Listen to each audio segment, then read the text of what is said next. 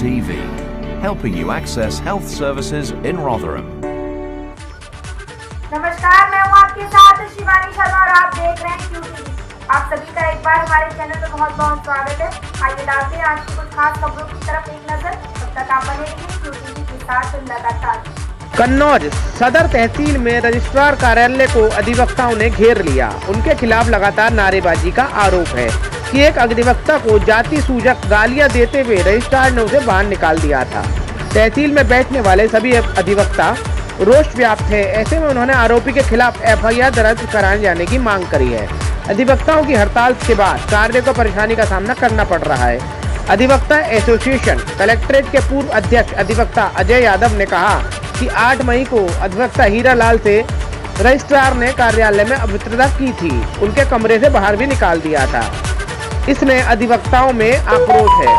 मामले में किसी तरह की कोई कार्रवाई न होने पर अधिवक्ताओं ने हड़ताल करते हुए धरना प्रदर्शन शुरू कर दिया है। अजय कुमार यादव ने कहा कि रजिस्ट्रार अधिकारी अधिवक्ता हीरावत लाल को अपने कार्यालय में घुसने नहीं देते हैं। उपनिबंधन के खिलाफ रिपोर्ट दर्ज कर उन्होंने तत्काल स्थानांतरित किए जाने की और जल्द अधिवक्ताओं की भी मांग पूरी की जाने की कोशिश की है तो धरने को आंदोलन में परिवर्तित कर सकते हैं। आज धरने का भी दूसरा दिन है।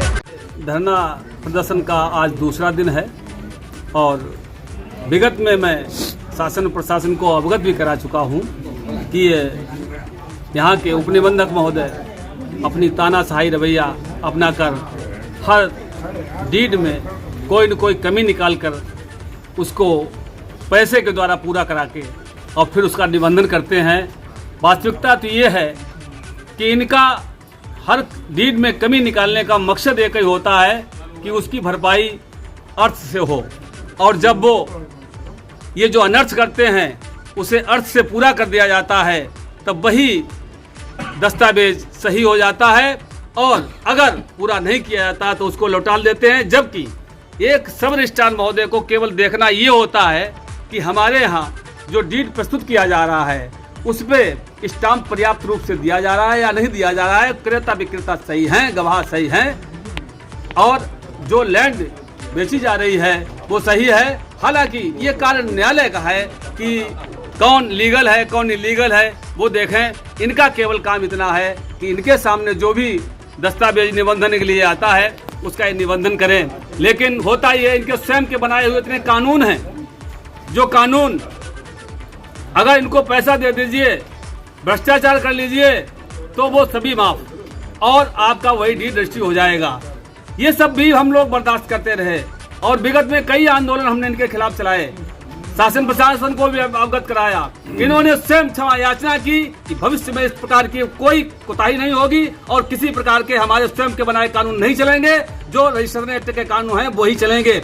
लेकिन हर दिन अपनी मनमानी करते हैं। यहाँ तक कि इन्होंने हमारे वरिष्ठ साथी अधिवक्ता श्री हीरा लाल जी से इतनी अभद्रता की कि उन्होंने जात सूचक शब्दों से नवाजा और उनको गालियां दी और दफ्तर रजिस्ट्री से बाहर कर दिया।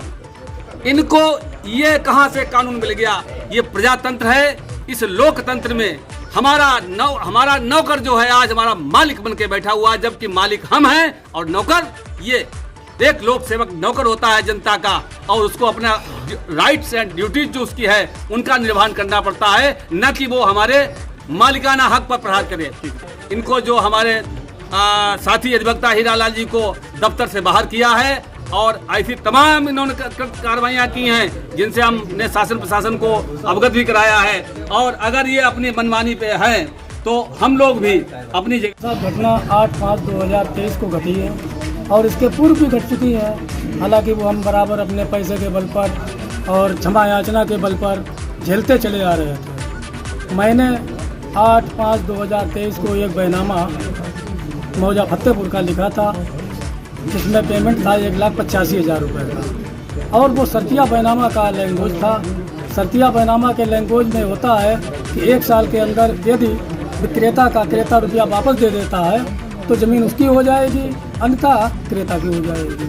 तो सबसे पहले इन्होंने बिंदु ये उठाया कि इसमें जो नंबर 1559 लिखा है ये रोड का नंबर प्रतीत होता है। हमने नहीं सर, रोड का नहीं, रोड पे 1560 है, 1561 है, 1559 नहीं है। तो ठीक है। फिर थोड़ी देर बाद देखा कि इसमें ये तो लिखा ही नहीं है कि जरिया बैनामा रजिस्ट्री रुपया वापस किया जाएगा, जरिया रजिस्ट्री ज़मीन वापस होगी।